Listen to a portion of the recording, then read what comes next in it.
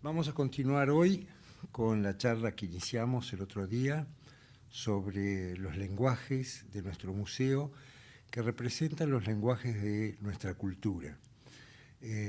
Nuestra cultura tan compleja, porque es una cultura que tiene una tradición que se abandona o se intenta abandonar en 1810, una tradición que podemos llamar gauchesca o como a ellos les gustaría llamarse nacional, y una tradición de la Ilustración, una fuerte tradición de la Ilustración que se inicia en 1810 y también se inicia allí una discusión que a veces adquiere caracteres violentos, sin duda, entre el lenguaje y la cultura de la Ilustración y el lenguaje y la cultura gauchesca.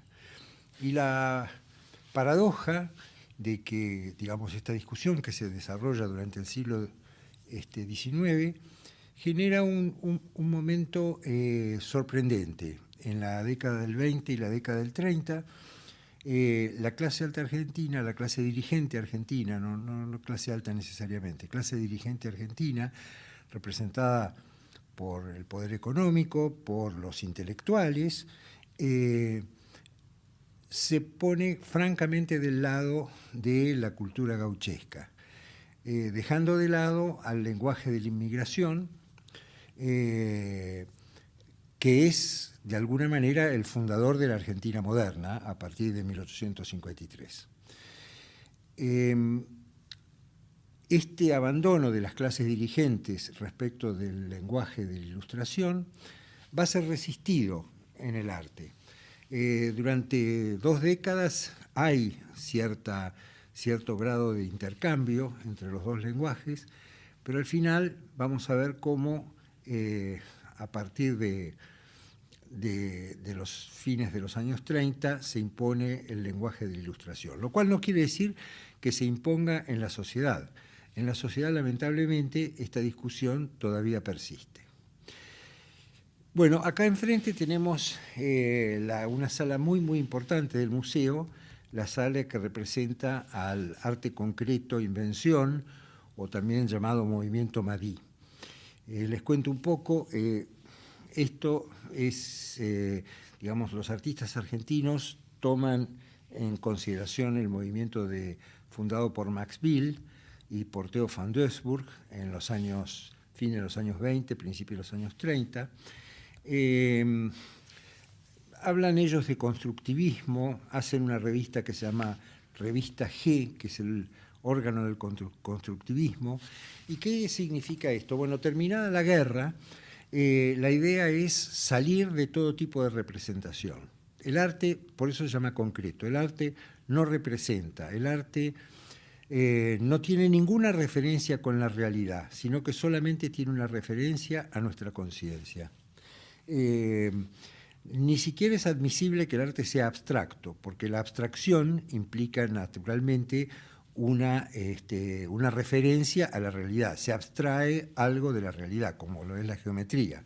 Se abstraen las formas puras de las formas naturales. Pero aquí no hay abstracción, aquí no hay ninguna referencia a la realidad, ni al surrealismo, o sea, ni siquiera aquella realidad que es inconsciente, ni, como dije, a la geometría, ni nada. El arte es la obra en sí, nacida de la conciencia. ¿Por qué se llama arte invención, además de concreto? Invención es porque es por oposición a creación. Creación es según los concretos, es una voz romántica que evoca la creación de Dios, la creación ex nihilo. Y los hombres no somos capaces de crear de la nada, los hombres somos capaces de inventar cosas. De manera tal que para sacar cualquier referencia romántica a la noche oscura del alma o cualquiera de estas cosas, hablamos de un arte concreto, invención.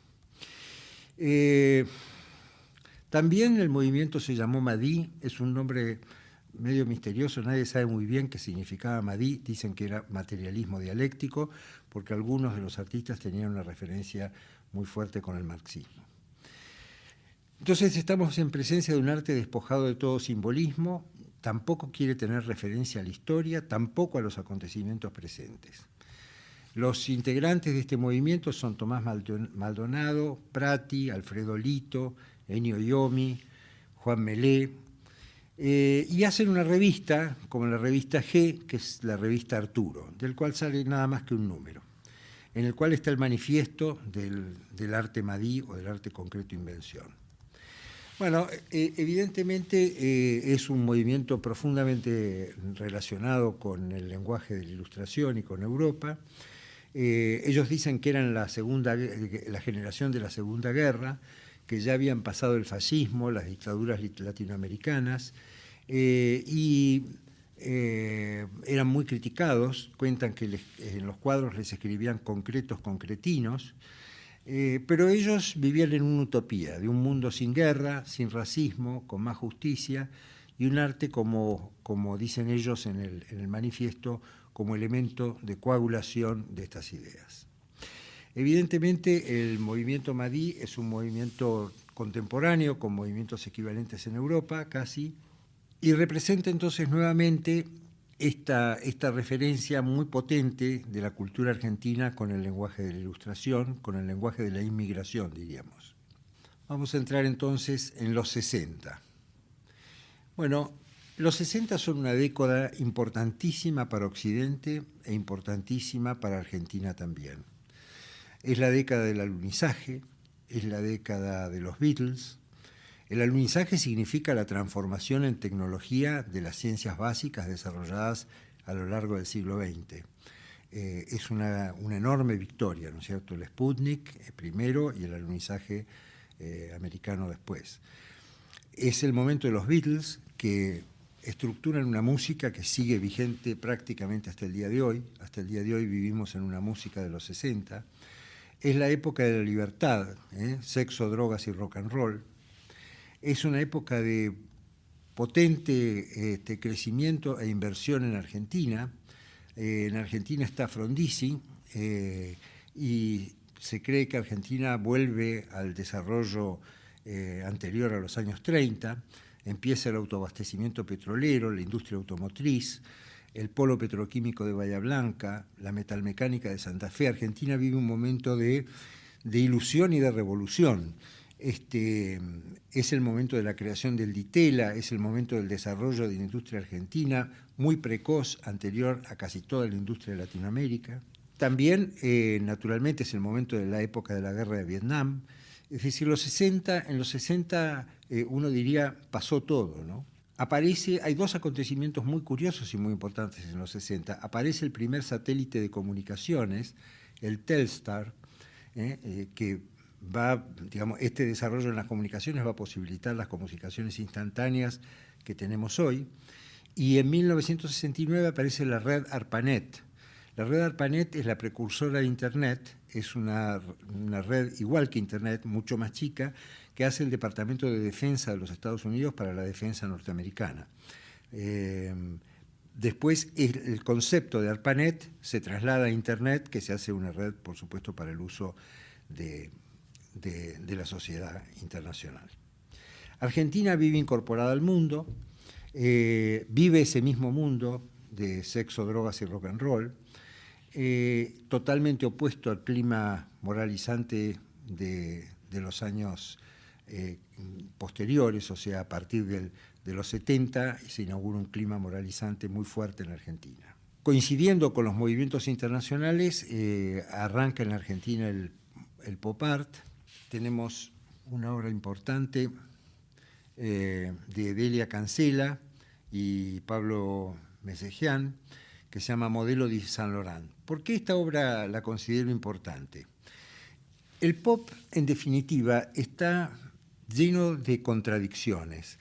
El pop como movimiento está referido a la expansión del consumo. En los 60 se produce una enorme expansión del consumo. Por un lado, porque la capacidad de producción de Occidente aumenta explosivamente y Occidente no es capaz de consumir todo lo que produce.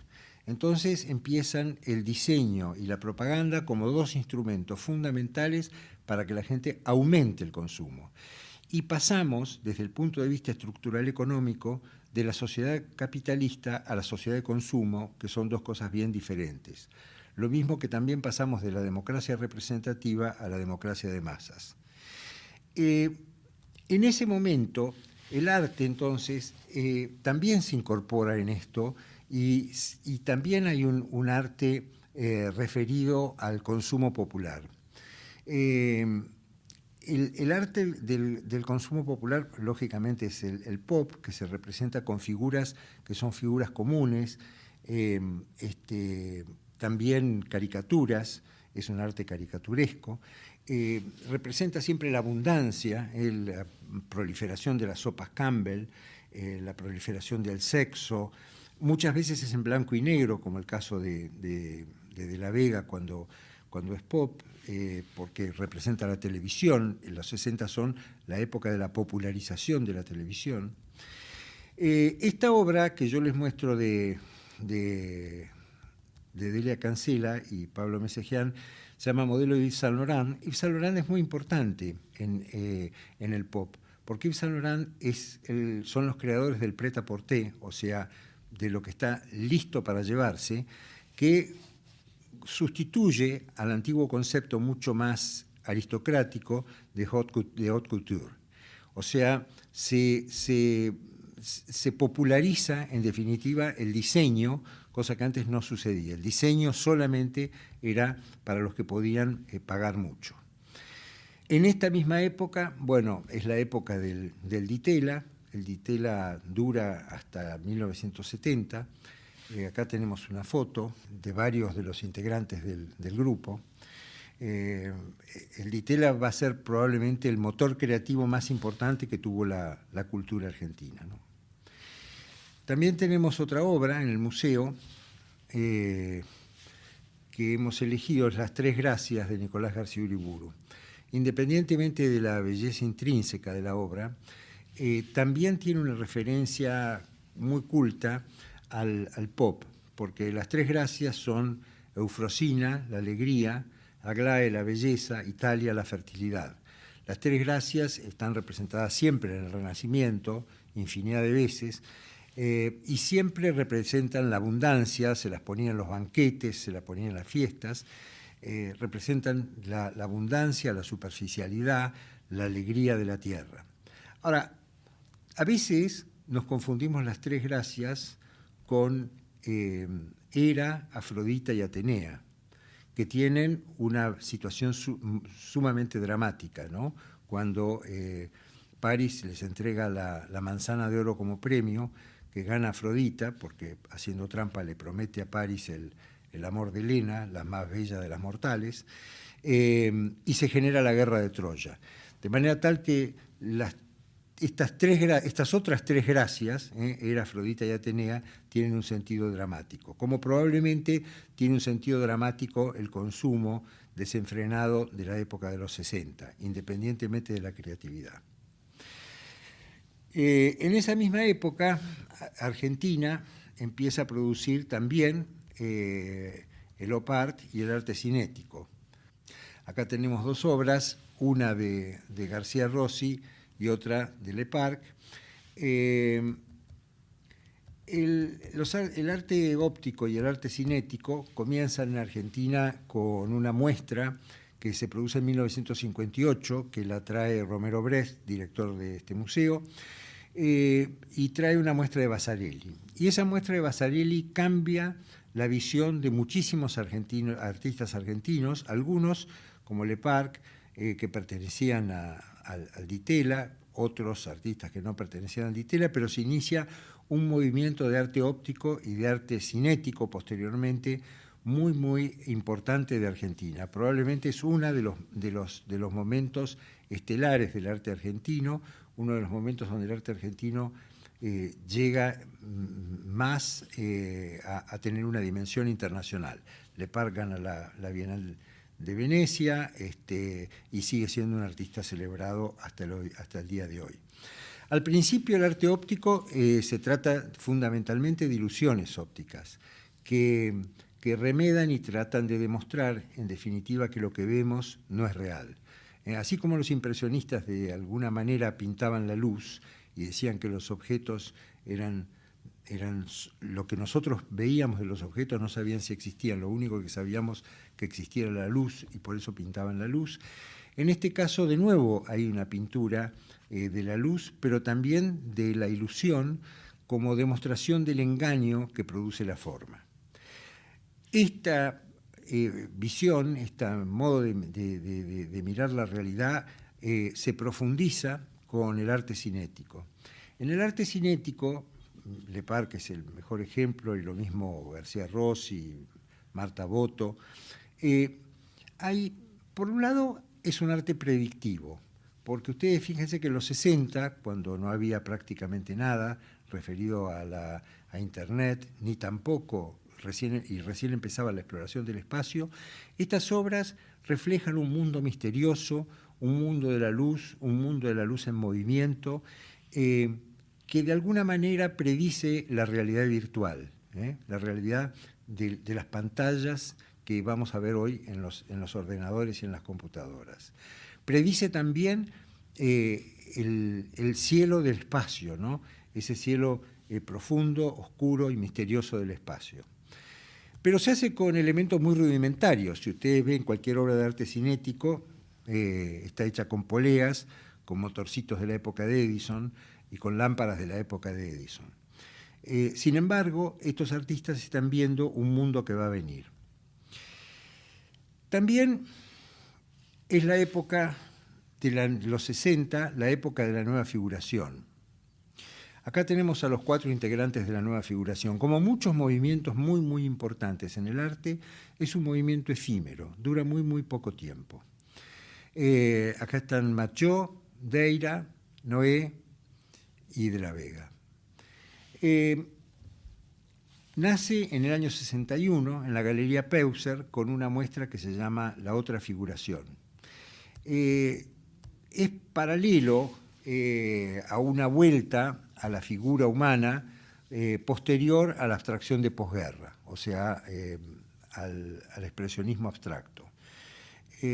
Lo mismo también pasa con el pop, que es una vuelta a la figuración, ¿no es cierto? La nueva figuración, si bien está referida nuevamente a la figura humana, muestra la deshumanización, muestra la cosificación de la tecnología y muestra también de alguna manera una forma de indiferencia al sentido de la existencia humana. El movimiento es internacional, no es solo argentino, pero Argentina se destaca enormemente. Quizás el exponente internacional más importante de la nueva figuración es Roger Bacon. La nueva figuración, ustedes van a ver en las obras que vamos a ver rápidamente, hay una combinación curiosa de expresionismo en la representación y del chorreado del informalismo en la pintura, en la ejecución de la pintura, ¿no? De alguna manera representa el caos de nuestra conciencia y el caos exterior, la incomprensión, representa el hecho de que nuestro cosmos, nuestro universo es una ilusión, no hay orden, no hay ningún orden, y cualquier orden es mera ilusión. La realidad es diferente, la realidad es deformada, es cruel. La primera obra que vamos a ver es parte del bestiario. De alguna manera se la ha interpretado siempre como que representa nuestras indomables bestias del interior, ¿no? En el fondo, los hombres somos animales, vivimos controlados por el deseo, tenemos el intelecto que nos permite abordar el misterio del espíritu, pero normalmente no lo hacemos. Normalmente el intelecto es un intelecto utilitario que está al servicio del deseo, al servicio del deseo.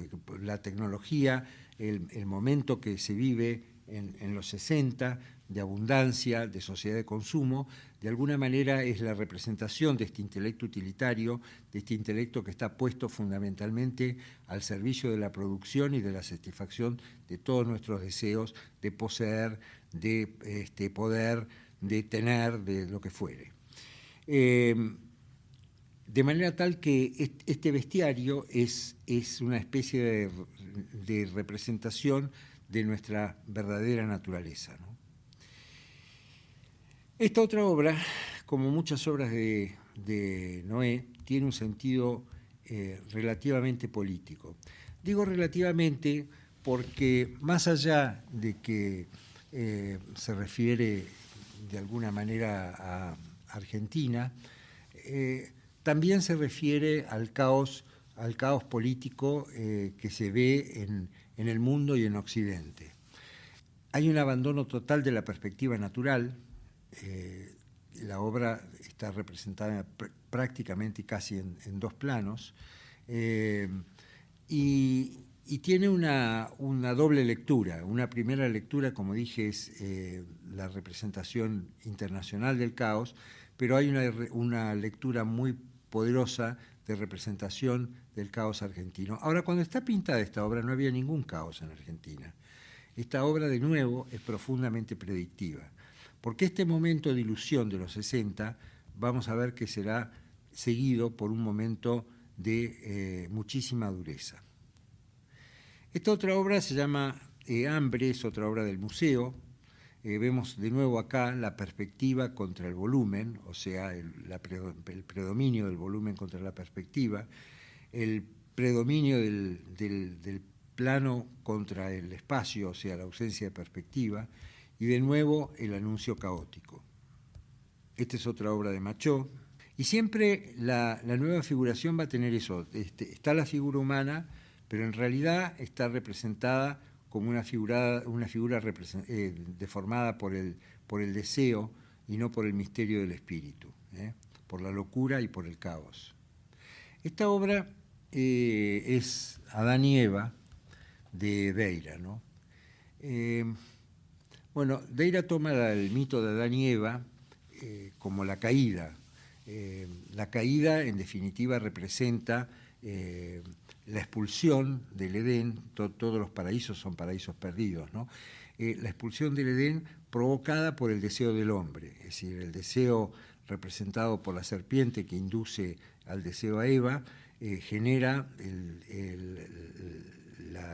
la infracción de la prohibición de comer del árbol de la sabiduría del bien y del mal, y Adán y Eva son expulsados. Nuestros ancestros, nuestro origen es un origen de expulsión, del lugar del espíritu hacia el lugar de la materia, del paraíso hacia la tierra.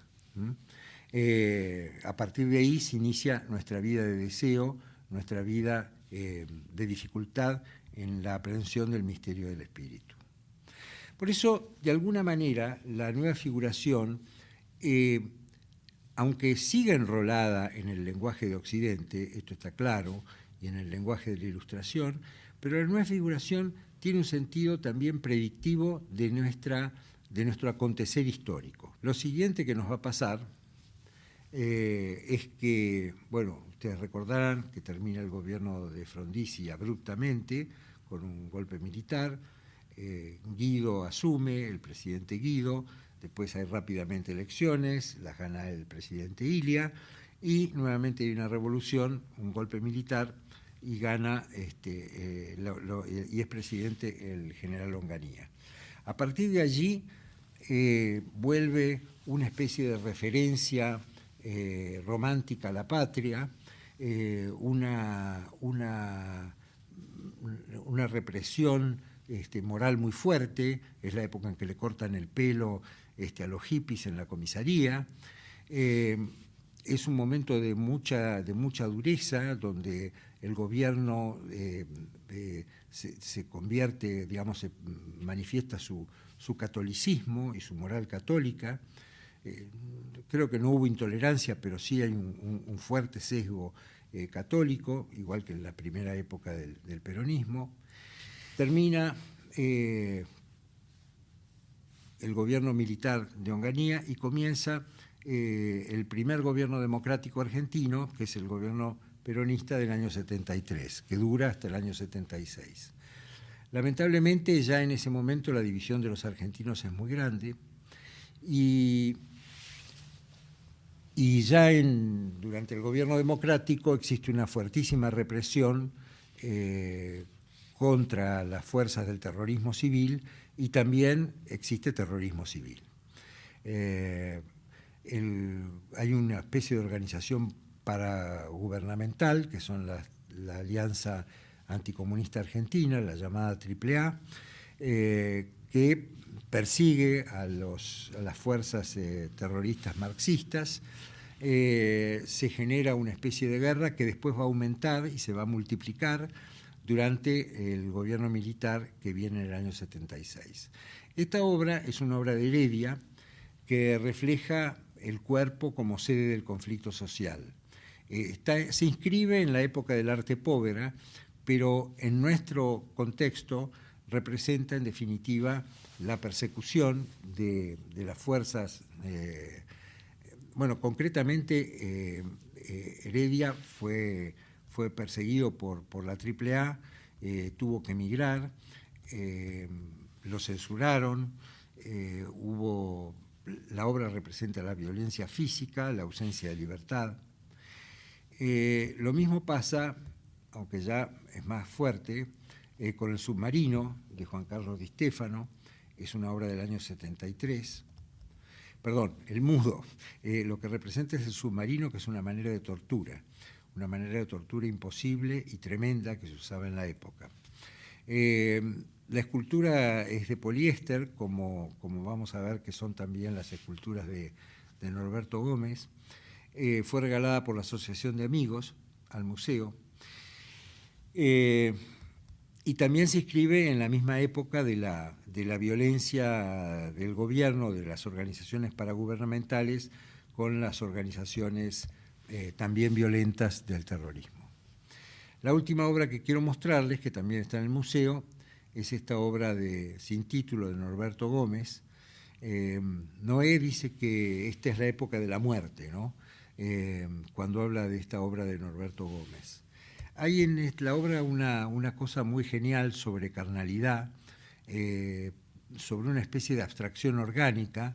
No hay ningún órgano reconocible, pero está claro que son órganos, y que son órganos maltratados, que son órganos producto de la tortura y de la destrucción. Los 80 son una década muy importante en Argentina.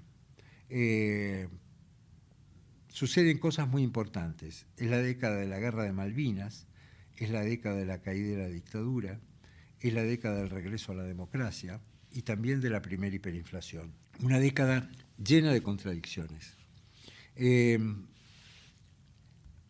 Nuestra dictadura cae fundamentalmente por el fracaso de la Guerra de Malvinas, una guerra absurda, enloquecida, cruel, en la cual para mantenerse en el poder se entusiasma en un irredentismo a los argentinos. Pero la guerra se pierde, lamentablemente, y entonces el gobierno militar no se puede sostener más. Hay elecciones, gana el presidente Alfonsín. Argentina es una precursora, porque en 1983 en Latinoamérica había muy pocas democracias. Argentina es el primero de los países, creo yo, en volver a la democracia. Esa democracia va a ser exitosa en la reapertura de la libertad. Y no va a ser exitosa desde el punto de vista económico, no va a resolver los problemas que dejó el gobierno militar, y esa falta de resolución de los problemas va a desembocar en la primera hiperinflación de Argentina. Pero Argentina está entusiasmada en los años 83. Se siente la vuelta a la democracia, entusiasma a la sociedad argentina. Y se produce también el retorno a la pintura. En ese momento, Achille Bonito Oliva, un crítico italiano muy importante, que vive algún tiempo en Argentina y que además tiene una referencia muy fuerte con nuestro país, escribe acá en Buenos Aires La Trasvanguardia, un manifiesto de la nueva pintura italiana. En Alemania se empieza a desarrollar la llamada pintura salvaje. Son todas retornos a la figuración y alejamientos del arte conceptual. Ha terminado la Guerra Fría, cae el muro de Berlín, con lo cual empieza la globalización. De manera tal que internacionalmente y nacionalmente la década del 80 es importantísima. La primera obra que analizamos, esta obra de Cuitca, La consagración de la primavera. Es una obra llena de riqueza simbólica. La obra es justamente de 1983. No se refiere a la suite de Stravinsky explícitamente, sino que se refiere a la obra de Carpentier. Ahora, es curioso porque se refiere a la obra de Carpentier, según el autor, pero a la derecha hay una orquesta que podría estar tocando la consagración de la primavera.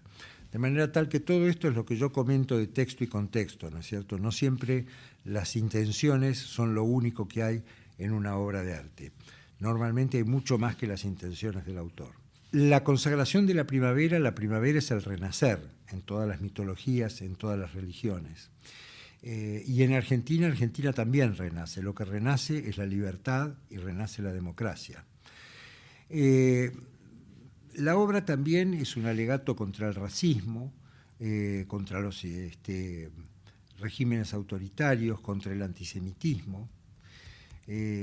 Augura un mundo nuevo, ¿no? A la derecha, si ustedes se fijan, a la izquierda, viéndola desde acá la obra, hay un rabino. Hay un rabino que hace referencia de alguna manera al Golem.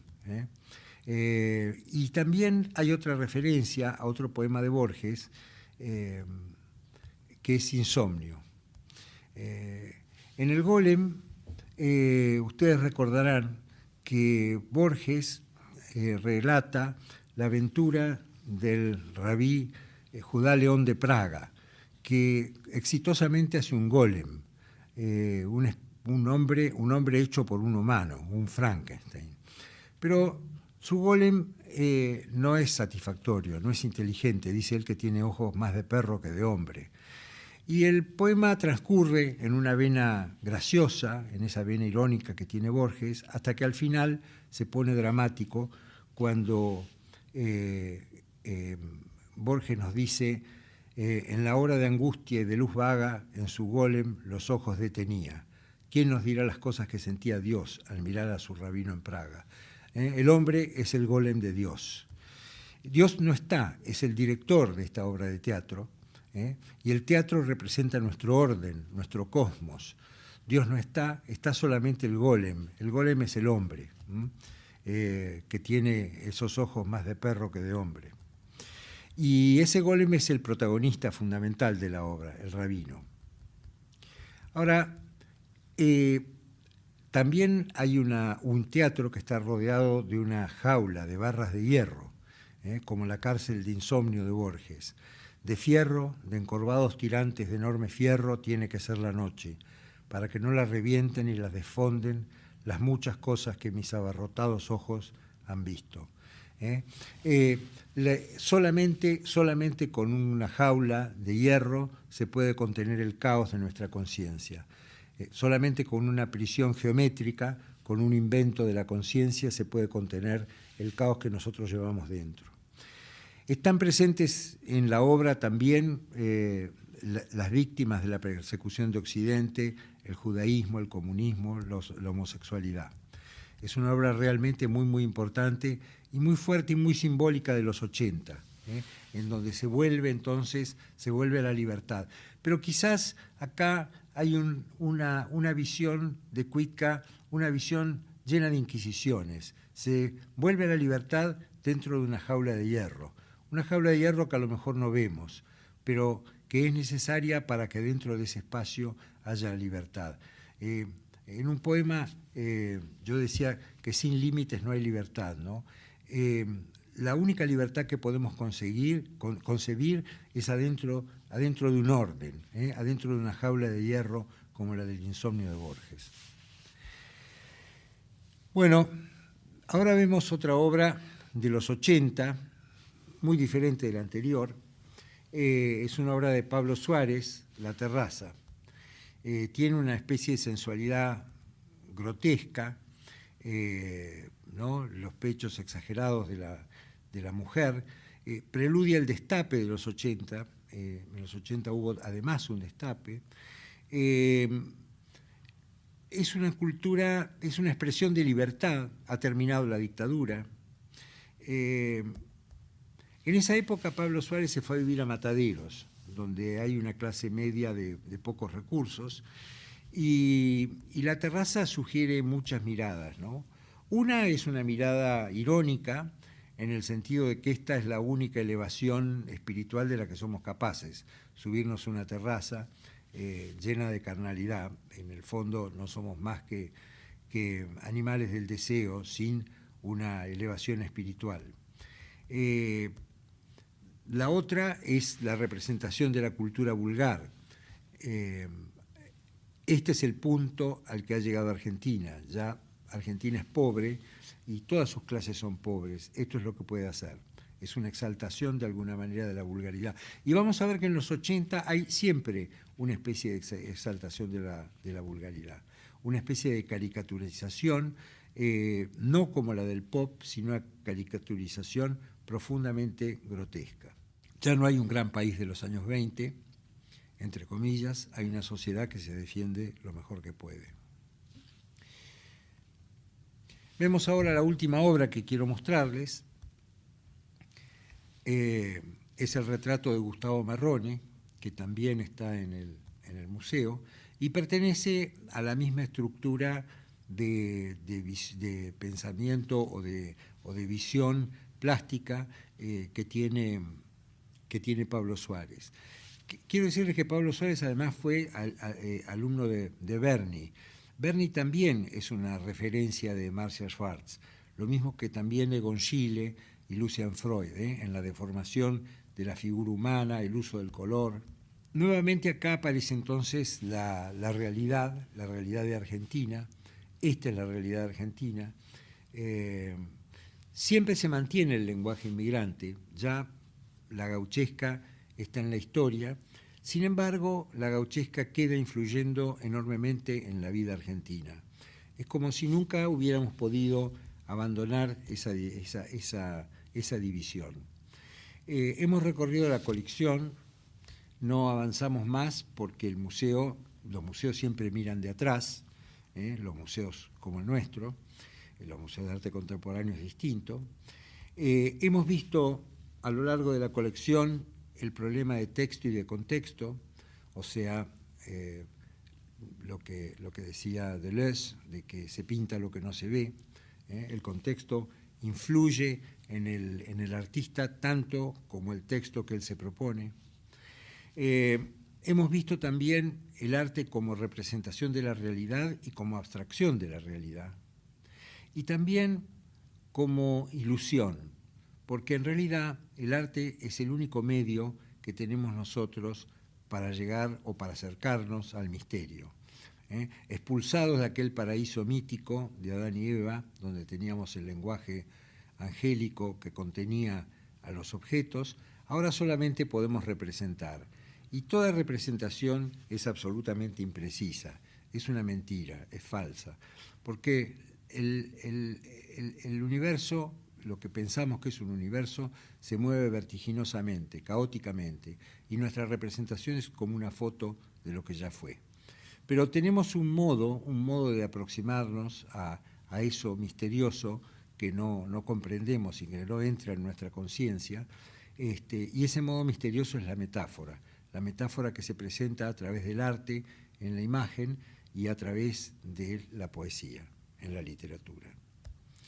Hemos visto también una obra de ingeniería social formidable, enorme, hecha a partir de la cultura, en la transformación de los años 20, que logra estructurar una identidad argentina a partir de la cultura que nada tiene que ver con los 6 millones de inmigrantes que fueron sus fundadores, por lo menos de la Argentina moderna, sino que se retrotrae a un personaje mítico, Martín Fierro, que nunca existió y cuyos valores sociales son realmente discutibles, por decirlo de la manera más suave.